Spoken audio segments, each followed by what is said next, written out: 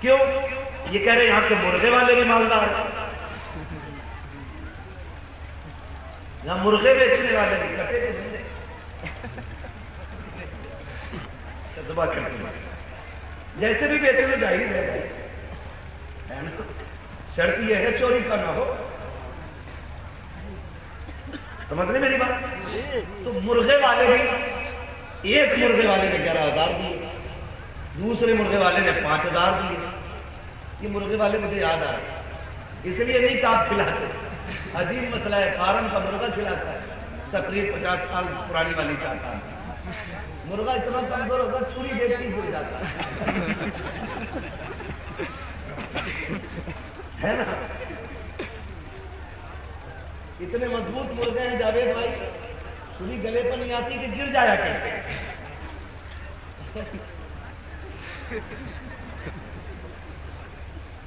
مولوی ایسے مرغے کھا گا، بتاؤ تقریر کیسی کرے؟ خیر خدا سلامت رکھے، میں جو کہنا چاہ رہا تھا بات کچھ اور تھی۔ جاوید بھائی میں نے آپ کو مرغا نہیں کہا تھا، میں آپ کو مخاطب کر رہا تھا۔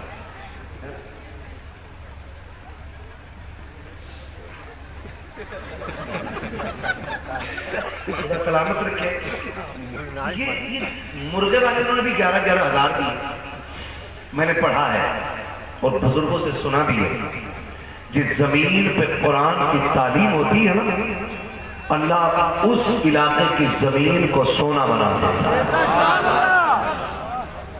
گارنٹی ہے میری، جہاں ادارہ ہوگا وہاں لوگ بھوکے نہیں مریں گے، جہاں قرآن کی تعلیم ہوگی وہاں لوگ مفلس نہیں رہیں گے، جہاں قرآن پڑھا اور پڑھایا جائے گا وہاں لوگ بے روزگار نہیں ہوں گے۔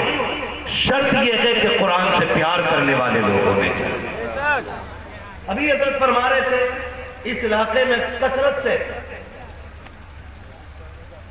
عالم بھی ہیں، عالمائیں بھی ہیں،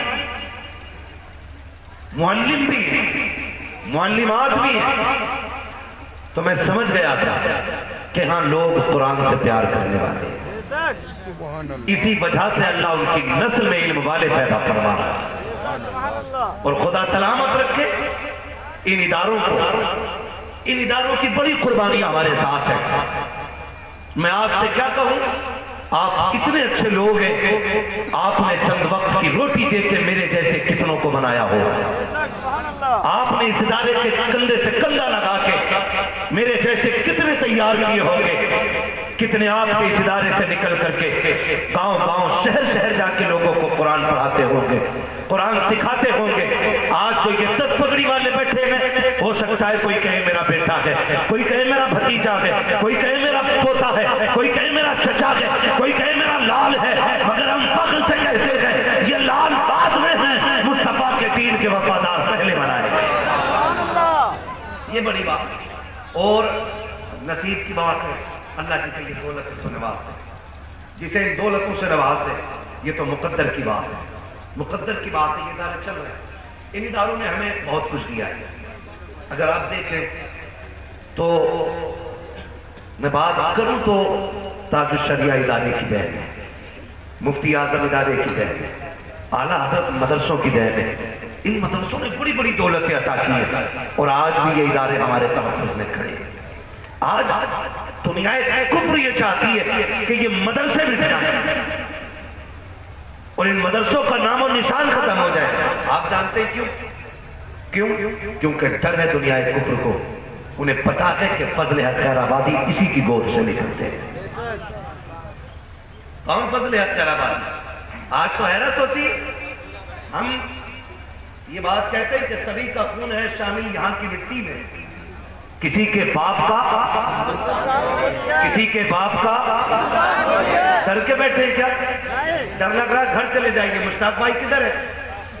پیسے گن رہے ہیں کہیں؟ دے اتنا دیا کہ کل تک حساب ہی نہیں لگ پائے گا۔ سبھی کا خون ہے شامل، جو آگے بیٹھے بول رہے بڑی ٹھنڈ برداشت کی ہے، سبھی کا خون ہے شامل یہاں کی، کسی کے باپ کا ابھی نہیں، کسی کے باپ کا ہندوستان تھوڑی ہے، یہ آگے والے بول رہے ہیں، پیچھے والے بھی اگر بولتے تو بڑا اچھا لگے، ہے نا؟ یہ دھیان رکھیے گا کہ خالی نعروں سے کام نہیں چلے گا، معیار اونچا کرنا پڑے گا۔ اور میں اکثر کہتا ہوں، کبھی کبھی دکھ بھی ہوتا ہے، جب ہم لوگ آتے نعرے تکبیر، نعرے رسالت، فلاں گیا فلاں گیا، کہاں گیا؟ ان نعروں نے ہمیں گمراہ کر رکھا ہے، اندھا کر دیا ہے، گھمنڈ کا ناسور آ گیا ہماری طبیعتوں میں۔ نعرے کب کس بات کی گارنٹی ہے کہ میں ایمان کے ساتھ مروں گا؟ پتہ ہے کہ قبر کے سوالوں کے جواب آسان ہو جائیں گے؟ نعرے لگایا کرو تو حضور کے نعرے لگایا کرو، یا ہمارے آقاؤں کے نعرے لگایا کرو، غلاموں کے نعرے کس بات کے؟ ہم تو ایک بات جانتے، زندگی میں ان کے نعرے لگاؤ، مرنے کے بعد تمہارے نعرے لگنے لگے۔ سیدھی سی بات ہے، جنہوں نے ان کے نعرے لگائے آج زمانہ ان کے نعرے لگا رہے ہیں۔ کیا امام احمد رضا نے نہیں کہا تھا بے نشانوں کے نشاں مٹتے نہیں، مٹتے مٹتے نام ہو ہی جائے گا، جان دے تو وعدے دیدار پر نقص اپنا دام ہو ہی جائے گا، اے رضا ہر کام کا ایک وقت ہے، دل کو بھی آرام ہو جائے گا، ماشاءاللہ دل کو بھی آرام ہو ہی جائے گا، زور سے دل کو بھی آرام ہو ہی جائے گا۔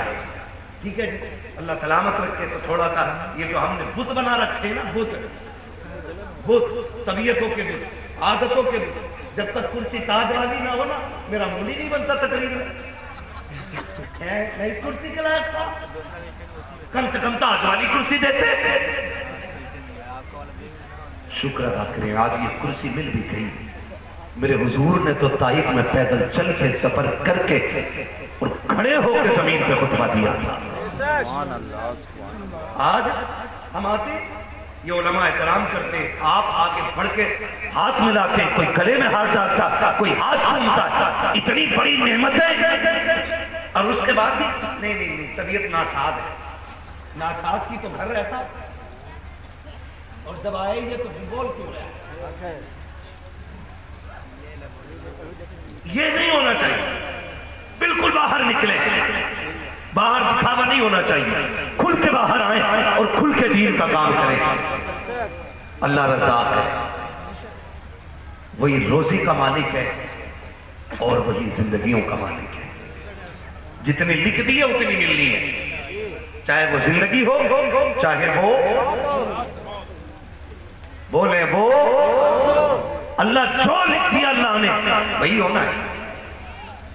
بس غور کریں اس بات پر، خدا ہمیں دین کی صحیح سمجھ عطا فرمائے۔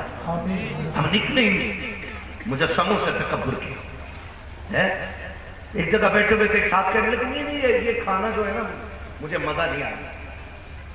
میں نے جاوید بھائی پلیٹ آگے سے کھینچ کے کہا تھا، نام نہیں بتاؤں گا، میں نے کہا غیرت کر، سچ بتا کہ تیرے دسترخوان پہ، تیرے باپ کے دسترخوان پہ روز اس سے اچھا کھانا ملتا ہے؟ اگر نہیں ملتا ہے نا تو پھر شکر ادا کر، سجدے میں گر، خدا کی قسم کھا کے کہتا ہوں لقمے بڑی بات ہے، جو عزتیں مل گئی ہیں اس کا شکریہ ادا کر۔ سبحان اللہ، مزاج بدل گئے، ہمارے مزاج بدل گئے۔ ہم تو 10 روپے دے کے بھی احسان کرتے ہیں۔ ہاں مولانا میں ہر سال 11,000 کی رسید دیتا ہوں، ذرا ہٹ کے رہنا، جیب میں رکھ اپنی طاقت، ہم تیرے ٹکڑوں پہ نہیں، ہم مدینے والے کے ٹکڑوں پہ۔ میں تمام علماء کی طرف سے یہ وکالت کرتے ہوئے کہتا ہوں، اللہ کی قسم کسی کی روٹی کچہری میں جھوٹ بول کے کسی کو ملتی ہے، کسی کو پھنسا کے ملتی ہے، کسی کو دلالی کر کے ملتی ہے، کسی کو جھوٹ بول کے ملتی ہے۔ منبر والے وہ لوگ ہیں جن کی روٹی نبی کرنے کے بعد ملا۔ زندہ باد ہوتا ہے، یہ ہماری سب سے بڑی ڈیوٹی اللہ نے لگائی ہے۔ روٹی تو ملنی ہے لیکن حضور کا ذکر کر کے ملنی ہے، حضور کا ذکر کر کے ملنی ہے۔ وہ لوگ کو دین مشکل سے پہنچا ہے، دین مشکل سے پہنچا ہے، قدر کریں دین کی، دین کو پہچانیں، حضور کی محبت سینوں میں جگائیں، اور کوشش کریں اپنے ایک بیٹے کو قرآن کا قاری ضرور بنائیں۔ بنائیں گے انشاءاللہ، زور سے بولو انشاءاللہ، بنائیں گے انشاءاللہ۔ اپنے بچوں کو قرآن دیں اور دعا کریں اللہ اس ادارے کے ذریعے اس علاقے کے ہر گھر میں قرآن کا ایک پودا لگا دے، ہر گھر میں قرآن کا ایک پودا لگا دے۔ اگر ایک قرآن کا پودا ہمارے آنگن میں لگ گیا نا تو پھر بے بسی کی موت نہیں مرنا ہے. ہم یہاں جینے کے لیے نہیں آئے, ہم یہاں مرنے کے لیے آئے. کس چیز کے لیے آئے؟ زور سے بولنا پڑے گا تاکہ مجھے لگے کہ ٹھنڈ میں آپ سو نہیں رہے, سن رہے. کیا کرنے کے لیے آئے؟ مرنے کے لیے آئے. 3 مشکل سے ہم تک پہنچا ہے. معاف کیجئے گا, یہ جو زندگانی ہے ہماری نا, کوئی 40 سال کا بیٹا, کوئی 60 کا بیٹا ہے نا, کیک کاٹ رہا ہے, 55 کا ہو گیا تو بیٹا کیک لے کے آ رہا ہے, ابا کیک کاٹو. اس کا ہاتھ کانپ رہا ہے چاقو پکڑتے ہوئے, اور بیٹے نے یوں پکڑا, کاٹ ابا کیک. موم بتی بجھا رہا تو پھوک کی جگہ پھوک نکل رہا ہے. یہ جاجلانہ رسمیں, یہود و نصارہ کی ایجاد کی ہوئی چیزیں آج ہماری قوم کے اندر آ گئی بڑی تہذیب کے ساتھ. اور معاف کیجئے گا, جو باہر جاتے ہیں یا تو بہت سدھر جاتے ہیں یا بہت بگڑ جاتے ہیں. کئی بار تو حضرت ایسا ہوتا ہے, یہ مدرسوں کا بڑا احسان ہے, بڑا احسان مدرسوں کا ہے. کئی بار ایسا ہوتا ہے لوگ سعودی جاتے ہیں, جب یہاں تھا نا تو ایسے پڑھ رہا تھا نماز, ادھر سے آیا تو ایسے پڑھ رہا ہے.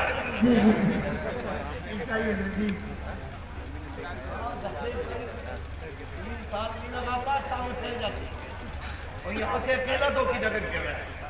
گڈو نے پونی ماری, کیا کر رہا ہے؟ کہہ رہا تجھے نہیں پتہ دین یہی ہے. یہ بہت بڑا نقصان ہماری قوم کا ہو رہا ہے. رضا کی بڑی تیزی سے پھیلتا جا رہا ہے. 3 سال دبئی میں کاٹ کے آتا ہے اور محلے والوں سے کہتا دین یہی ہے, یا پھر یوں ہاتھ باندھنے لگتا ہے. ہمیں حیرت ہوتی, یہاں تو اماں ہاتھ باندھتی تھی, ابا کب شروع کرتی. ایسے کر میں ایک مسجد میں نماز پڑھا, یوں ہاتھ باندھنے والا, اور ٹانی اور ٹوپی نہیں سر پہ, کوئی اہتمام نہیں عبادت کا. احسان مانو والا حضرت کا کہ انہوں نے یہ کرم کیا ہے. امام احمد رضا نے ہندوستانیوں کو حضور کا عشق عطا کیا ہے. سبحان اللہ سبحان اللہ. علم اپنی جگہ, فقہ اپنی جگہ, ادب اپنی جگہ, عشق امام احمد رضا نے عطا کیا. ہاں, جتنا اہتمام عبادت میں سنی کرتا ہے نا, اتنا کوئی کرتے ہی نہیں. آپ دیکھیں باہر جا کے کوئی لے کر میں نماز پڑھ رہے ہیں. ہاں, اللہ معاف کرے, یہ جو اونچے پجامے والی جماعت ہے, اس کا تو مسئلہ ہی ہے نا, کہتے ہیں نماز پڑھنے چلو, کون ناپاک ہو, تو کہہ رہا کوئی بات نہیں, دل تو پاک. ان کی یہ کنڈیشن ہے. اور اعتراض کرتے ہیں بغداد والے پہ جو ناپاک مسجدوں میں چلے جائیں. خود تو ہیں بدتمیز, اور سیدھے سادھے نوجوانوں کو بدتمیز بناتے ہیں کہ چل چل دل پاک ہے, دل پاک ہے, دل پاک ہے.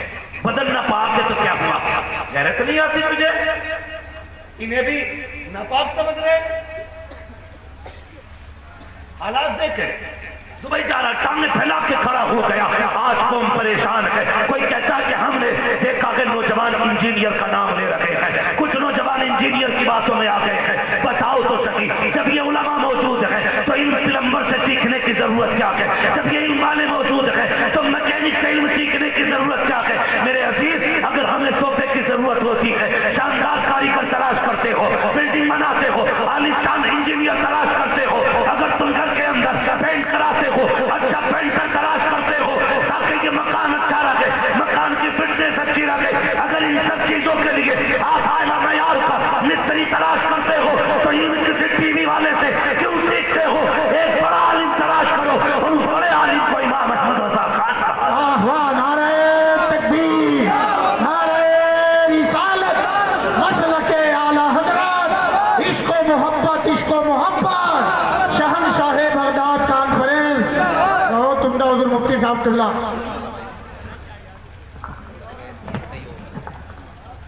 بولے ذرا یا رسول اللہ, اس میں کچھ نہ کریو.